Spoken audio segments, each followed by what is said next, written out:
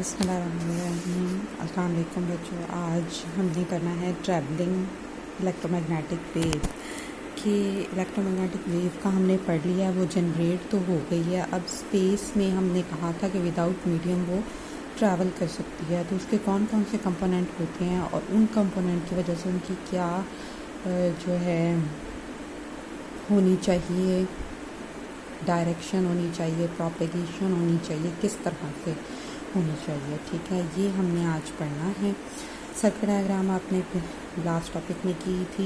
Energy source के साथ हमने एक RLC सर्किट लगा दिया। बेसिकली रजिस्टर जो है वो हमने लगाया हुआ है पावर डिसिपेशन के लिए, कि जो एक्स्ट्रा एनर्जी है वो यहाँ पे डिसिपेट हो रही है। ठीक है, लिमिट करने के लिए करंट को। बेसिकली ये एक LC ऑसिलेटर सर्किट है जिसके साथ हमने एक ट्रांसफार्मर को कपल कर दिया था कि यहाँ पे अगर कोई करंट फ्लो करेगा तो इस EMF चेंज होगी, मैग्नेटिक फ्लक्स चेंज होगी, तो यहाँ EMF इंड्यूस होने की वजह से करंट फ्लो करना शुरू हो जाएगा। उसको फर्दर आगे हमने ट्रांसमिशन लाइन के साथ कनेक्ट कर दिया था, और वो ट्रांसमिशन लाइन जो है वो इलेक्ट्रिक डाइपोल एंटीना के साथ हमने कनेक्ट कर दी थी, जिसमें जब ये करंट है तो ये यहाँ पे भी फ़्लो करना शुरू हो जाएगा, चार्जेस ऑसिलेट करना शुरू हो जाएंगे, और इस तरह से होगा कि इलेक्ट्रिक डाइपोल बन जाएंगे। इलेक्ट्रिक डाइपोल बन जाएंगे इस तरह से कि एक पॉजिटिव क्यू चार्ज एक एंड पे आ जाएगा, एक पे नेगेटिव क्यू चार्ज आ जाएगा। ठीक है, इसलिए हमारे पास जो है ऑसिलेटर में LC ऑसिलेटर, जो बेसिकली हमारे पास जो LC ऑसिलेटर होता है ये ऑसिलेटिंग करंट प्रोड्यूस करता है, हमें पता है। ठीक है, तो लिहाजा ऑसिलेटर की जो फोर्सेस लगेंगी या एक्सेलरेशन होगी वो क्या करेगी, चार्जेस ऑसिलेट करना शुरू हो जाएंगे। कहाँ पे? Along the rods of antenna. ठीक है, और उनकी एंगुलर वेलोसिटी वही होगी जो LC ऑसिलेटर की फ्रिक्वेंसी होगी। अब ये है कि इसके अंदर जब चार्जेस ऑसिलेट करना शुरू हो जाएंगे, चार्जेस की मूवमेंट ही जो है वो साइनोसॉइडल है, लिहाजा करंट भी साइनोसॉइडल होगा। ठीक है, और उसकी भी वही एंगुलर फ्रिक्वेंसी होगी जो कि हमारे पास चार्जेस के ऑसिलेशन की फ्रिक्वेंसी है। ठीक है, लिहाजा इलेक्ट्रिक डाइपोल एंटीना है, डाइपोल्स उसके अंदर बन जाएंगे, यानी कि चार्जेस ऑसिलेट करेंगे, उनके वजह से करंट ऑसिलेट करेगा, करंट की वजह से डाइपोल्स बन जाएंगे, डाइपोल बनने की वजह से डाइपोल मोमेंट क्रिएट हो जाएगा, डाइपोल मोमेंट क्रिएट होने की वजह साइनोसॉइडल होगा, वो भी उसी तरह जैसे कि करंट साइनोसॉइडल है। ठीक है, इसका मतलब ये है कि जब ये चार्जेस हैं, हमने कहा था कि जब सोर्स ऑफ EMF हम लगाते हैं, करंट फ्लो, चार्जेस फ्लो करना शुरू हो जाते हैं या ऑसिलेट करना शुरू हो जाते हैं, तो हम कहते हैं कि जो हमारा कंडक्टर है उसके हर पॉइंट पे एक इलेक्ट्रिक फील्ड क्रिएट हो गई है। इसका मतलब है ये सारा जो प्रोसेस हो रहा है इसकी वजह से एक इलेक्ट्रिक फील्ड क्रिएट हो गई है। ठीक है, तो हमारे पास हर चीज़ जो है वो इस टाइम ऑसिलेटरी इन नेचर है, साइनोसॉइडल इन नेचर है। चार्जेस की मोशन, करंट जो है वो, उसके बाद इलेक्ट्रिक डाइपोल मोमेंट हमारी इलेक्ट्रिक फील्ड। ठीक है, ये सारे के सारे साइनोसॉइडल हैं। नंबर 1 कि इलेक्ट्रिक फील्ड यहाँ पे मौजूद है, हमें पता चल गया। दूसरा ये कि चूँकि चार्जेस ऑसिलेट कर रहे हैं, लिहाजा यहाँ पे मैग्नेटिक फील्ड भी मौजूद है। मैग्नेटिक फील्ड क्यों मौजूद है? क्योंकि हमें पता है किसी कंडक्टर में से अगर करंट फ्लो करना शुरू हो जाए तो वो मैग्नेट बन जाता है, उसकी मैग्नेटिक फील्ड होगी। अब ये मैग्नेटिक फील्ड भी वेरिंग मैग्नेटिक फील्ड होगी, क्योंकि हमारा करंट वेरिंग है। जब करंट वेरिंग है it means varying magnetic field है, वो भी साइनोसॉइडल है, उसकी भी फ्रिक्वेंसी जो है फ्रिक्वेंसी ऑफ ऑसिलेटर के बराबर है। इसका मतलब ये है कि उसका भी एक मैग्नेटिक डाइपोल मोमेंट होगा। ठीक है, लेकिन जो इलेक्ट्रिक फील्ड है और मैग्नेटिक फील्ड है वो जो है हर वक्त जो है इंस्टेंटेनियसली हर जगह मौजूद नहीं होंगे, बल्कि क्या करेंगे, ये जो इलेक्ट्रिक डाइपोल एंटीना है ना, इससे अवे मूव करेंगे दोनों एंड्स की तरफ इसके। ठीक है, इलेक्ट्रिक फील्ड की वजह से हो चाहे वो मैग्नेटिक फील्ड की वजह से, और चूँकि इलेक्ट्रोमैग्नेटिक वेव्स वो दे रहे हैं, वो एनर्जी रेडिएट कर रहे हैं, तो किस स्पीड के साथ मूव करेंगे? स्पीड ऑफ लाइट से। इसका मतलब ये है कि जो चेंजिंग इलेक्ट्रिक फील्ड और मैग्नेटिक फील्ड है वो इलेक्ट्रोमैग्नेटिक वेव्स प्रोड्यूस कर रही है, जो कि ट्रैवल कर रही है away to the end of the antenna. ठीक है, towards the end of antenna with the speed of light. और उनकी एंगुलर फ्रिक्वेंसी वही है ओमेगा है जो कि एलसी ऑसिलेटर की फ्रिक्वेंसी है। ठीक है, अगर इस हिसाब से हम देखें तो हमारे पास आपने पढ़ा ही हुआ है जिस तरह से भी हमारा अगर इलेक्ट्रिक डाइपोल मूवमेंट से हम पॉजिटिव चार्जेस लेते हैं वो इस तरफ मूव करें तो हमारी इलेक्ट्रिक फील्ड इस डायरेक्शन में होगी। ठीक है, इलेक्ट्रिक फील्ड की डायरेक्शन हमेशा पॉजिटिव चार्ज की मोशन की डायरेक्शन में होती है, तो ये इलेक्ट्रिक फील्ड की डायरेक्शन है।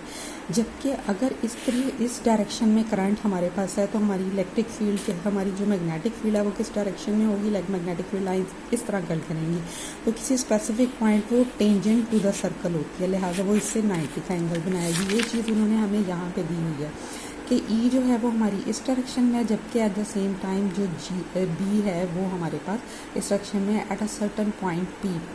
ठीक है, अब यहाँ से हमें ये पता चल रहा है कि इलेक्ट्रिक फील्ड और मैग्नेटिक फील्ड जो हैं वो दोनों एक दूसरे के परपेंडिकुलर हैं। ठीक है, और इसी तरह से ट्रैवल करेंगे हमेशा। इलेक्ट्रिक फील्ड और मैग्नेटिक फील्ड जो है एक दूसरे के परपेंडिकुलर होंगी। ये वो पॉइंट है जहाँ पे ये मैक्सिमम है। किसी और पॉइंट पे जब हम इन दोनों की डायरेक्शन ऑफ प्रोपेगेशन देते हैं, ओरिएंटेशन लेते हैं इनकी, तो फिर हमारे पास जो है वो इसका मैग्नीट्यूड कम है। देखें लेंथ कम हो गई, मैग्नीट्यूड दोनों का कम है, मगर डायरेक्शन फिर भी यही है। यानी ई हमेशा जो है वो वर्टिकली अपवर्ड डायरेक्शन में रहेगी और जो बी है वो हमारे पास आ जाएगी टूवर्ड जी एक्सिस से हम कह लेते हैं। ठीक है, और से हम कहते हैं अगर ये इस तरह से है तो हमारे पास ये कुछ इस तरह से आ रहा है कि पी हम कहते हैं कि हमारे पास एक्स एक्सिस की डायरेक्शन में मूव कर रही है, यानी कि तीनों परपेंडिकुलर इफेक्ट रखेंगी। ई इस तरह से होगी, पी ये वाला हमने ये आउटवर्ड जो हमारा थंब है वो हमें पी की डायरेक्शन दे रहा है। अब चूंकि ई और बी इसकी वजह बन रहे हैं वेव के प्रोपेगेट होने की वजह से, और जो वेव है वो इन दोनों के परपेंडिकुलर आ रही है, इट मीन्स कि ये कौन सी वेव होगी, ये ट्रांसवर्स वेव होगी। इसका मतलब इलेक्ट्रोमैग्नेटिक वेव जो सी होगी वो ट्रांसवर्स इन नेचर होगी।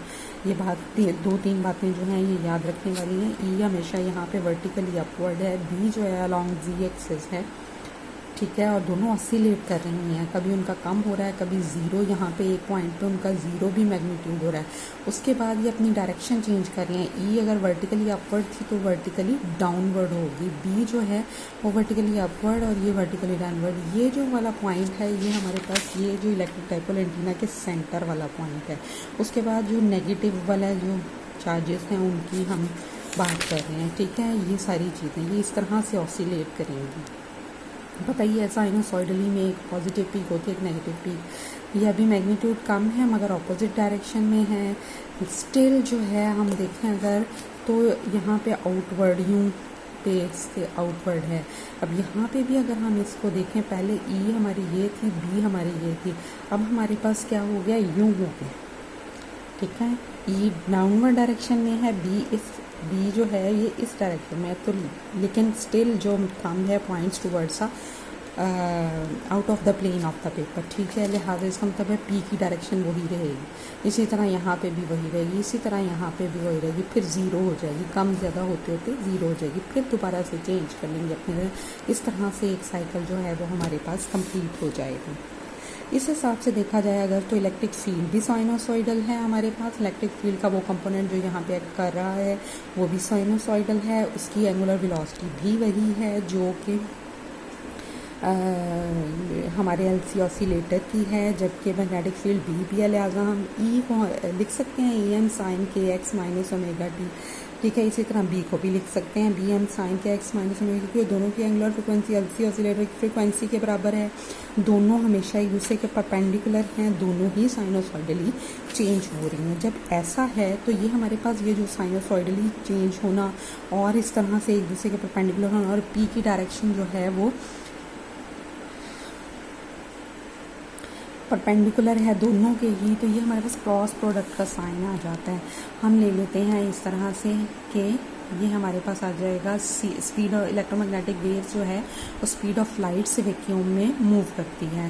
तो सी इसका magnitude 1/√ε naught, permittivity of free space mu naught, permeability of free space. ठीक है, ये परमिटिविटी है परमिटिविटी, और दोनों नॉट का मतलब है फ्री स्पेस की है, फ्री स्पेस या एयर भी कह सकते हैं हम। ये है परमिएबिलिटी, ये मैग्नेटिक फील्ड का कांस्टेंट है, ये इलेक्ट्रिक फील्ड का है। तो हमें पता है कि इलेक्ट्रोमैग्नेटिक वेव की जो है स्पीड, वो स्पीड ऑफ लाइट से मूव करती है c, और वो 1/√E0 म्यू नॉट के बराबर होती है। वैल्यू इसकी 3 × 10⁸ मीटर पर सेकेंड है। E0 की वैल्यू आप लोगों ने पढ़ी ही हुई है, तकरीबन 8.85 × 10⁻12 coulomb square over newton metre square, और म्यू नॉट की भी आपने पढ़ी हुई है 4π × 10⁻7 वेबर पर एम्पियर मीटर। ठीक है, ये आपने पढ़ी हुई है। इन दोनों की वैल्यू यहाँ पे पुट करके अंडर रूट लें तो स्पीड ऑफ लाइट आ जाती है हमारे पास। स्पीड ऑफ लाइट जो है वो हमारे पास ई और बी को डिवाइड करके आती है। ठीक है, ये ई की value E M sine k x minus omega t, B की value B M sine k x minus omega t. ठीक है, लिहाजा ये हमारे पास sine k x minus sine k x minus omega t से कैंसल आउट हो जाएगा, ई बाई बी आ जाएगी। ठीक है।